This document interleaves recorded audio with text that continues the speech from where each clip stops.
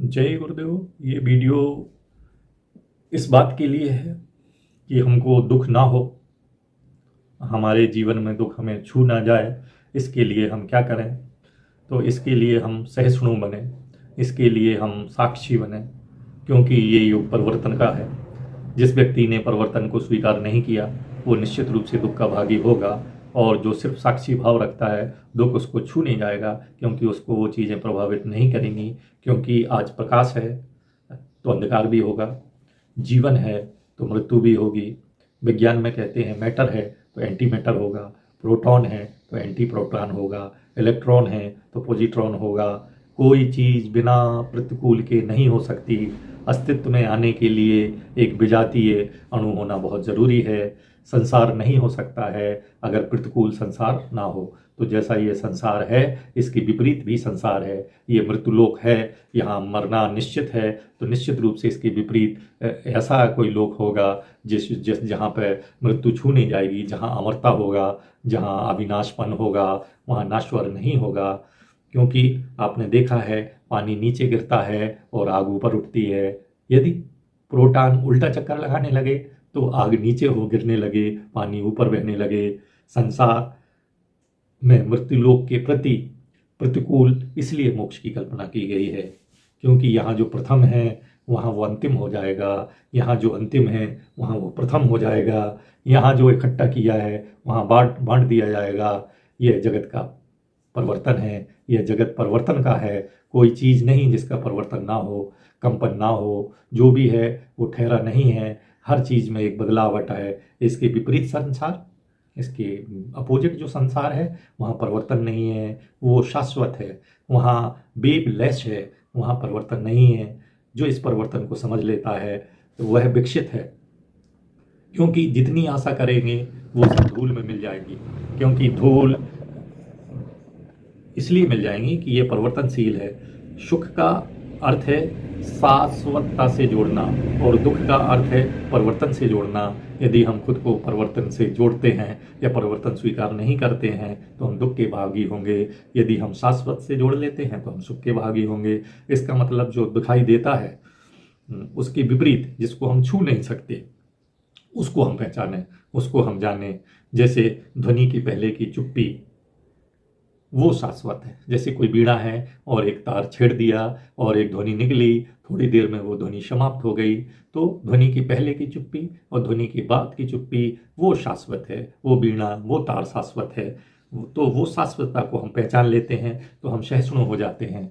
क्योंकि एक माँ, एक बाप, एक रिश्ता, वो कहता है मेरा बेटा बदल रहा है, वो अब कहना मानता नहीं है, उसको जाने क्या हो गया है, वो पहले जैसा नहीं रहा है, वह बदल रहा है, वह बदल ही ना जाए। यही हमको चिंता सता रही है।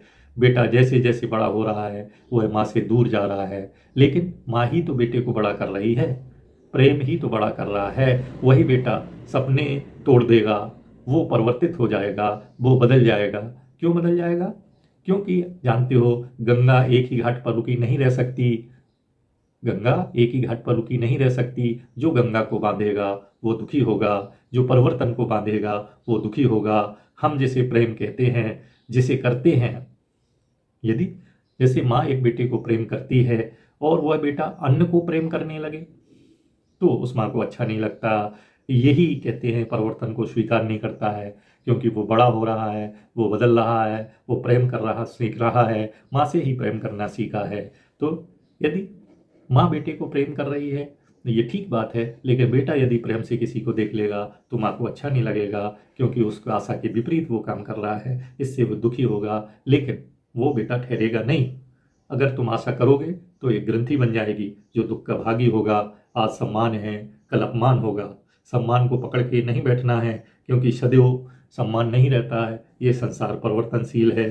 सम्मान के बाद अगर गालियाँ मिलती हैं तो गालियों को भी पकड़ के मत बैठो। गंगा का सारा पानी बह गया है, उसको हम पकड़ नहीं सकते हैं। सब बदल रहा है, तो बच्चे भी बदल रहे हैं। आज का जीवन कल का मृत्यु भी हो सकती है, और जो नहीं बदलती है वो सिर्फ साक्षी भाव है। साक्षी भाव कैसा है कि सुबह मैंने देखा फूल खिला है, शाम को मैंने देखा फूल मुरझा गया है। एक दिन सम्मान था, आज अपमान है। इसलिए साक्षी बनो। एक भी क्षण हटे तो शाश्वत, यदि साक्षीपन से एक भी क्षण आप अलग हुए तो आपका पतन हो जाएगा। अतः सहिष्णु बनो। कैसे बनो? आशा वाले निराश हो सकते हैं, जो आशा रखता है वो निराश हो सकता है, जो संपत्ति वाला है वो गरीब हो सकता है। कुछ भी जो पकड़े नहीं है उसका क्या छीनोगे, उसका क्या बिगड़ेगा? कुछ नहीं बिगड़ेगा। तो कैसे साक्षी बनो? जैसे कहते हैं आप गंगा किनारे बैठे हो, गंगा में बह के फूल आए, हमको अच्छा लगा। फिर देखा हमने गंगा में बह के लाश आया, हमको बुरा लगा। फिर हमने देखा गंगा का पानी मटमैला हो गया, हमको अच्छा नहीं लगा। फिर हमने देखा गंगा का पानी इतना स्वच्छ देखा कि हम चांद तारे देख सकते हैं, हमको अच्छा लगा। लेकिन कहते हैं हम गंगा नहीं हैं, हम तो साक्षी हैं, हम सहिष्णु हैं, हम निष्पक्ष हैं, हम स्वीकार करते हैं, हमको कोई अपेक्षा नहीं है। ऐसा दूसरे के कुछ होने से यद्यपि व्यक्ति आशा करता है कि अगर हमारा बेटा कलेक्टर हो जाए तो हम कलेक्टर के बाप और माँ हो जाएंगे, तो कहते हैं हम ये आशा मत करो, आशा को पालोगे तो दुख होगा। अतः सहिष्णु बनो, परिवर्तन को स्वीकारो।